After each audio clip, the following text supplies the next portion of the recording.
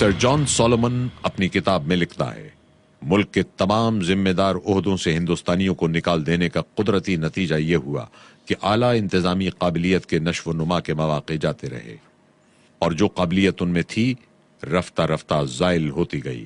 اس کے ساتھ مالی بدحالی نے ان کے کردار کو اس درجہ گرا دیا جس پر مظلوم اور محکوم قومیں پہنچ جاتی ہیں۔ سینکڑوں زمیندار، ہزاروں سپاہی اور بے شمار ملازم بے روزگار ہو گئے، اور انہوں نے لوٹ مار کا پیشہ اختیار کر لیا۔ چنانچہ ناگپور سے لے کر خلیج بنگال تک 23,000 ڈکیت لوٹ مار کرتے پھرتے تھے، جنہوں نے 1819 کے موسم سرما میں صرف 10 دنوں میں 182 قتل کیے، 500 زخمی کیے اور 3,000 کو طرح طرح کی ایذائیں دیں، اور تقریباً 1 کروڑ کا مال لے اڑے۔ بر صغیر کے باشندوں کی اخلاقی گراوٹ کا ایک اور سبب انگریز کا لایا ہوا قانون تھا۔ عدالتوں، قانونی مشیروں، حصول انصاف کے لیے ادنا عدالتوں، ہائی کورٹس اور سپریم کورٹس کا نظام انتہائی صبر آزما، وقت طلب اور مہنگا تھا۔ عام طور پر مہینوں اور سالوں کا انتظام، دور دراز کا سفر، دوڑ دھوپ کی تکالیف اور سرمایہ و دولت کی بربادی کا سامنا کرنا پڑتا تھا، جبکہ انگریزوں سے پہلے یہ سب قوانین، عدل و انصاف اور ان کی عملی کارروائیاں نہایت سادہ اور بے خرچ تھیں۔ ان میں فریقین کو نہ دور دراز کے اسفار کی زحمت اٹھانا پڑتی اور نہ مہینوں سالوں کا انتظار اور دوڑ دھوپ کی مشقت کے ساتھ سرمایہ و دولت کی بربادی کی مصیبت اٹھانا پڑتی تھی۔ انگلستان کے مشہور مقرر ایڈمنڈ برک نے برطانوی پارلیمنٹ میں خوب واضح الفاظ میں کہا تھا، مشرقی ممالک کی حکومتیں خود مختار ہونا نہیں جانتی۔ ایشیا کا بڑا حصہ مسلمان حکمرانوں کے تحت ہے، اور اسلامی حکومت کے معنی ہی قانونی حکومت کے ہیں۔ عیسائی بادشاہوں کے مقابلے میں مسلمانوں کے قانون میں بدرجہ زیادہ مضبوطیاں ہیں۔ ان کا اپنے قانون کے بارے میں یہ عقیدہ ہے کہ اقتدار اعلیٰ صرف خدا کے پاس ہے، رعایا اور بادشاہ سب قانون کے پابند ہیں۔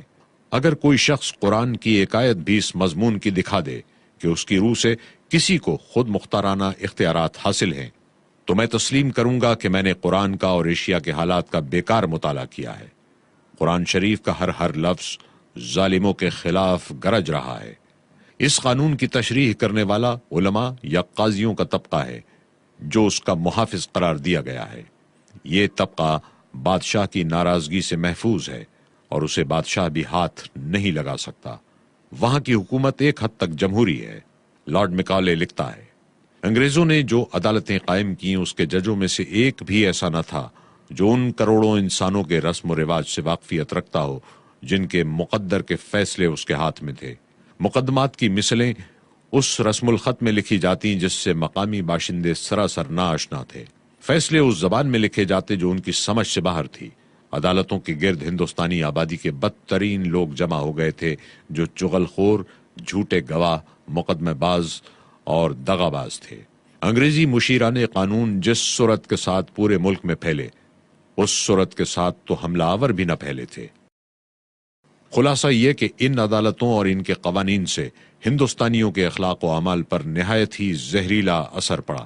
ان کے اخلاق حد درجہ گرتے چلے گئے اور ہر طرف بد اخلاقیوں اور بد اعمالیوں کا دور دورہ ہو گیا۔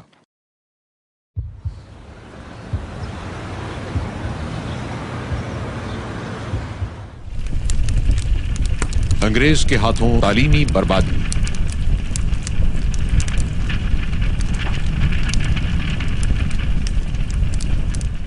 انگریزوں کو یہ خطرہ لاحق ہوا کہ تعلیم یافتہ لوگوں کی کثرت رہی تو ہم حکومت نہ کر سکیں گے۔ اس لیے انہوں نے تعلیم گاہوں کو ملیا میٹ اور تعلیم کو نیست و نابود کر دیا۔ تعلیم کے لیے تمام وقف جائیدادوں کو 1838 میں سرکاری قبضے میں لے لیا۔ بنگال کے کل رقبے کا 1/4 حصہ تعلیم کے لیے وقف تھا، وہ ہڑپ کر لیا گیا تاکہ تعلیم کا ڈھانچہ جس بنیاد پر کھڑا ہے وہی ختم کر دی جائے۔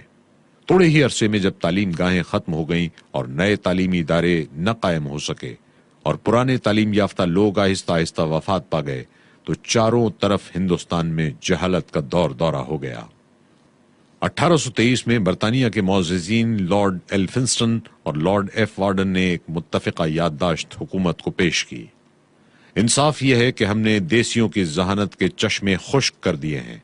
ہماری فتوحات کی نوعیت ایسی ہے کہ جس نے نہ صرف علمی ترقی کی ہمت افزائی کے تمام ذرائع ختم کر دیے ہیں، بلکہ حالت یہ ہے کہ ان کے اصلی علوم گم ہو جانے اور گزرے ہوئے لوگوں کے ذہنوں کے تخلیق کردہ شاہکار بھی مٹ جانے کا اندیشہ ہے۔ اس الزام کو دور کرنے کے لیے کچھ کیا جائے۔ انگریز کی ہمیشہ سے پالیسی رہی کہ بر صغیر کے باشندوں کی ذہانت بالکل برباد کر دی جائے، ان میں علمی بیداری پیدا نہ ہونے دی جائے، ان کے ہر قسم کے کمالات فنا کر دیے جائیں اور ان کو غلامی کی بدترین خدمت گزاریوں اور کاشتکاریوں وغیرہ میں مبتلا رکھا جائے، تاکہ انگریز کی برتری قائم رہے اور وہ اعلی حاکم بنا رہے۔ مالکان ایسٹ انڈیا کمپنی نے 1792 میں مسٹر ویلبر فورس کی جانب سے پیش کی جانے والی تجاویز کی سخت مخالفت کرتے ہوئے کہا، امریکہ میں درس گاہیں قائم ہونے کا یہ نتیجہ نکلا کہ وہ ملک ہمارے ہاتھ سے نکل گیا۔ یہاں بھی ایسا ہی ہوا تو کمپنی کے فوائد کا خاتمہ ہو جائے گا۔ جس ہندوستانی کو تعلیم حاصل کرنی ہو وہ انگلستان چلا آئے۔ تعلیم گاہوں اور علم کا فنا کر دینا معمولی مسئلہ نہ تھا، اور کمپنی کی مخالفت کے باوجود آوازیں اٹھتی رہیں اور چیخ و پکار مچتی رہی۔ بہت سے منصف مزاج انگریز مقامیوں کی حمایت بھی کرتے رہے، جس کے نتیجے میں تعلیمی ضروریات انجام دینے کے لیے 1834 میں کمیٹی بنائی گئی، اور کمیٹی کا صدر لارڈ مکالے مقرر ہوا، جس نے تعلیم کے نام پر ایسا کام دکھایا جس کا خمیازہ آج بھی ہمیں بھگتنا پڑ رہا ہے۔ اس نے تمام علوم و فنون کی تعلیم انگریزی زبان میں لازمی قرار دی۔ داخل نصاب فنون ایسے ہرگز نہ تھے کہ ماہر فن بننے میں کام آتے، جیسے جرمنی، برطانیہ، روس، جاپان نے ان فنون سے ماہرین پیدا کیے۔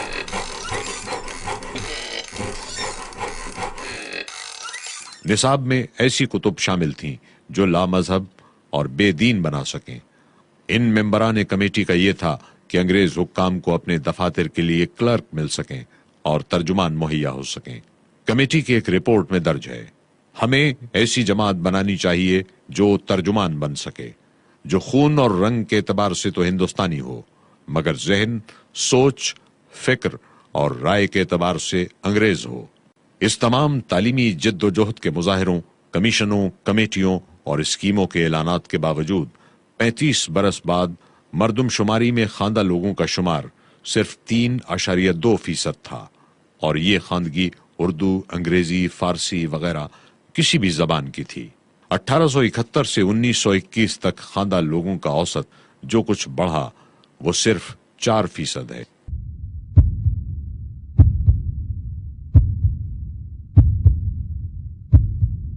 انگریز نے ہندوستان میں تعلیم کی مد میں ایسی مشکلات اور پیچیدگیاں پیدا کی جن کی بنا پر یہ ملک انتہائی جہالت میں پھنس کر رہ گیا۔ انگریز کی غرض صرف اس قدر تھی کہ برطانوی حکومت کی سطوت و جبروت قائم رہے اور رعایا کا ایک ایک فرد حکام کے چنگل میں پھنسا رہے، اور ایسا ہی ہوا۔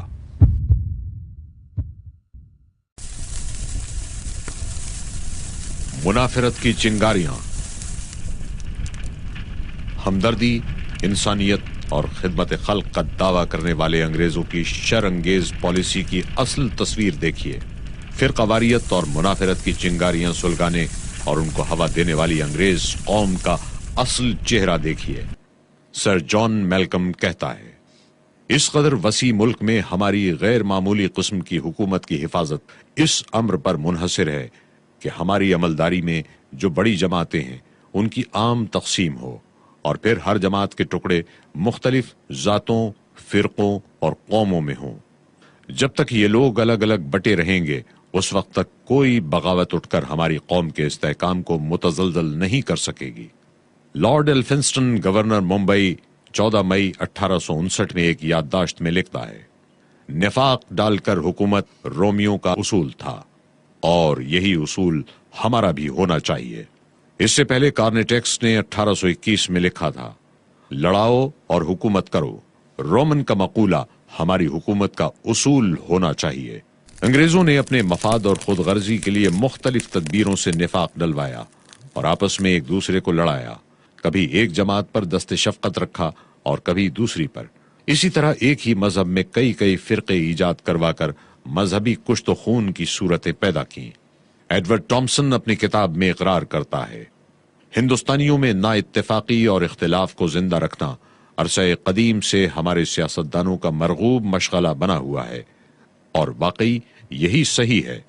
انگریز بر صغیر کے تمام باشندوں کے دشمن رہے، لیکن مسلمانوں کو وہ اپنا اصل دشمن سمجھتے تھے، اس لیے کہ بر صغیر انہوں نے مسلمانوں ہی سے چھینا تھا، اور مسلمانوں کو سیاسی ہی نہیں بلکہ دماغی قوت سمجھتے تھے۔ چنانچہ انہوں نے مسلمانوں کو ہدف بنا کر برباد کرنا شروع کر دیا۔ انگریزوں نے مسلمانوں پر حکومت کے دروازے بند کر دیے، اعلیٰ سیاسی، فوجی، عدالتی اور انتظامی عہدوں سے الگ کر دیا، جائیدادیں ضبط کر ڈالی، اوقاف برباد کر دیے گئے، تعلیم چھین لی، تجارت، صنعت اور زراعت برباد کر ڈالی، اخلاق بھی تباہ کر ڈالے، اور اپنے ساتھ ہندوؤں کو ملا کر مسلمانوں کا ناطقہ بند کر دیا۔ نہیں منت کشے تابے شنیدن داستان میری، خاموشی گفتگو ہے، بے زبانی ہے زباں میری۔